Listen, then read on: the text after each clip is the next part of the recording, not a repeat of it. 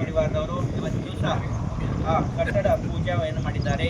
ನೋಡಿ, ಶಿಖರದ ಮಹತ್ವ ಎಷ್ಟಿದೆ ಅಂದರೆ ಎಲ್ಲ ಕಡೆ ಹೋಗಿ ನಾವು ತೀರ್ಥಕ್ಷೇತ್ರಗಳು ನಮ್ಮ ಶಿಖರಲ್ಲಿ ಏನಂತಾರೆ, ಅದು ಶಿಖರ ಅಂತಾರೆ. ಸಂಸ್ಕೃತದಲ್ಲಿ ಶಿಖರ ಅಂದರೆ ಗೋಪುರ ಇದ್ದಂಗೆ. ಅದಕ್ಕೆ ಶಿಖರಕ್ಕೆ ಒಂದಿಷ್ಟು ಮಹತ್ವ ಇದೆ. ಅದಕ್ಕಿಂತ ವಿದ್ಯಾಧರೆಲ್ಲ ಆಕಾಶದಲ್ಲಿ ವಿಹಾರವನ್ನು ಮಾಡ್ತಾ ಇದ್ರು ಹಿಂದೆಲ್ಲ. ಇವತ್ತು ನಾವೇನು ನೋಡ್ತೀವಿ, ವಿಮಾನಗಳನ್ನು ನೋಡ್ತೀವಿ, ಎಲ್ಲ ಥರ ನೋಡ್ತೀವಿ ಪಕ್ಷಿಗಳನ್ನ. ಆದ್ರೆ ಹಿಂದೆ ವಿದ್ಯಾಧರಗಳು ಆಕಾಶದಿಂದ ವಿಹಾರ ಮಾಡ್ತಿದ್ರು. ಆ ಮಾಡುವಂಥ ಸಂದರ್ಭದಾಗ ಎಲ್ಲಿ ಶಿಖರ ಕಾಣ್ತಿತ್ತು, ತನ್ನಿಂದ ತಾನು ಆ ವಿಮಾನ ಎತ್ತಿ ಬಿಡ್ತಿತ್ತು. ಪುಷ್ಪಕ ವಿಮಾನ ಅಂತ ಹೇಳ್ತಾರೆ ಅದಕ್ಕೆ. ಆ ಪುಷ್ಪಕ ಎಲ್ಲಿ ಶಿಖರ ಕಾಣ್ತಿತ್ತಲ್ಲ ಜಿನ ಭಗವಂತರದ ಮಂದಿರದ ಮೇಲೆ, ಅಲ್ಲಿ ತನ್ನಿಂದ ತಾನು ವಿಮಾನ ಎತ್ತಿ ಬಿಡ್ತಿತ್ತು. ಅಂಥ ಪ್ರತಿಷ್ಠೆ ಮತ್ತು ಅಂಥ ಮಹತ್ವ ಶಿಖರಕ್ಕಿದೆ. ಅದೇ ರೀತಿಯಾಗಿ ವಾಸ್ತುಶಾಸ್ತ್ರ ಪ್ರಕಾರ ಶಿಖರ ಯಾವ ರೀತಿ ಇರಬೇಕು, ಹೇಗೆ ಶಿಖರ ಕಟ್ಟಬೇಕಂದ್ರೆ, ಅಲ್ಲಿ ಭಗವಂತ ಭಕ್ತರನ್ನು ಬಂದಿರ್ತಾರಲ್ಲ ಅವರೆಲ್ಲ ಆಸೆ ಈಡೇರಿಸಲಿ ಅಂತ ಅದೊಂದು ಎಂಟೇನ್ ಇದ್ದಂಗೆ. ನೋಡಿ, ಟವರ್ಗಳು ಹೆಂಗಿರ್ತಾವೆ ಎಲ್ಲ ಮೊಬೈಲ್ಗೆ ಬರ್ಬೇಕಾದ್ರೆ ಏನು ಎದುರ್ತಾರತ್ರಿ ಅವರ ಸಹಾಯದಿಂದ ಬರೋದು.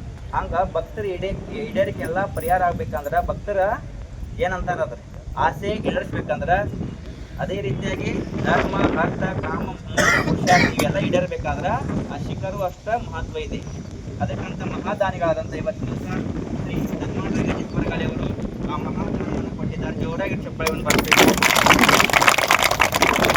ಅದೇ ರೀತಿಯಾಗಿ ಈ ಅಷ್ಟಪ್ರಾತಿಹಾರ್ಯಗಳಲ್ಲಿ ಇದು ಒಂದು ಶಿಖರದ ಮಹತ್ವ ಇದೆ. ಅದಕ್ಕೆ ಜಿನ ಮಂದಿರ, ಅದಕ್ಕೆ ಹೇಳ್ತಾರೆ ನವದೇವತದಲ್ಲಿ 9 ಬರ್ತಾವೆ. ಜಿನ ಹರಿಹಂತ ಸಿದ್ಧ ಆಚಾರ್ಯ ಉಪಾಧ್ಯಾಯ ಸರ್ವಸಾಧು ಜಿನ ಧರ್ಮ ಜಿನಾಗಮ ಜಿನ ಚೈತ್ಯ ಜಿನ ಚೈತ್ಯಾಲಯ.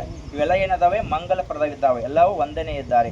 ಅದಕ್ಕೆ ನಾವು ಯಾವತ್ತೂ ಇಂಥ ದಾನ ಧರ್ಮ ಮಾಡುವುದರಿಂದ ನಮ್ಮ ಪುಣ್ಯ ಹೆಚ್ಚಾಗುತ್ತದೆ.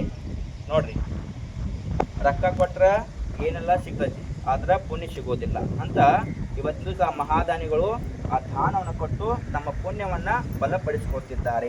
ಯಾಕಂದರೆ ನಾವು ಈ ಜನನ ಮತ್ತು ಮರಣದಲ್ಲಿ ಇದ್ದಂಥ ಪುಣ್ಯವನ್ನು ಸಂಪಾದನೆ ಮಾಡ್ಕೊಳ್ಬೇಕಾಗಿದೆ. ಆ ಪುಣ್ಯವನ್ನು ಸಂಪಾದನೆ ಮಾಡಬೇಕಾದ್ರೆ ಎಲ್ಲಿ ಸಿಗೋದಿಲ್ಲ.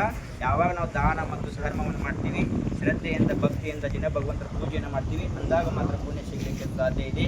ಅದೇ ರೀತಿಯಾಗಿ ನಾವೆಲ್ಲರೂ ಇವತ್ತು ದಿವಸ ಆ ಮಹಾದಾನಿಗಳನ್ನು ಜೋರಾಗಿ ಚಪ್ಪಾಳೆ ಬರ್ತದೆ. ಇನ್ನೊಮ್ಮೆ ದಾತಾರಗಳು ಮಾಡಿದ್ದಾರೆ. ಇನ್ನು ಮುಂದೆ ನಮೋಕಾರ ಮಂತ್ರವನ್ನು 9 ಜಪವನ್ನು ಹೇಳಿ, ಅದೇ ರೀತಿಯಾಗಿ ಅವರದ ಕುಟುಂಬ ಅದೇ ರೀತಿಯಾಗಿ ಶಿಖರ ಎಷ್ಟು ಎತ್ತರಕ್ಕೆ ಬೆಳೆದಿಲ್ಲ, ಅವರ ಕುಟುಂಬ ವಂಶರು ಇದೇ ರೀತಿ ಎತ್ತರಕ್ಕೆ ಬೆಳೆಯಲಿ ಅನ್ನುತ್ತಾ ನಮೋಕಾರ ಮಂತ್ರ ಜಪವನ್ನು ಹಾಕಿ 9 ಸಲ ನಮೋಕಾರ ಮಂತ್ರ ಜಪವನ್ನು ಹಾಕಿರೆಲ್ಲರೂ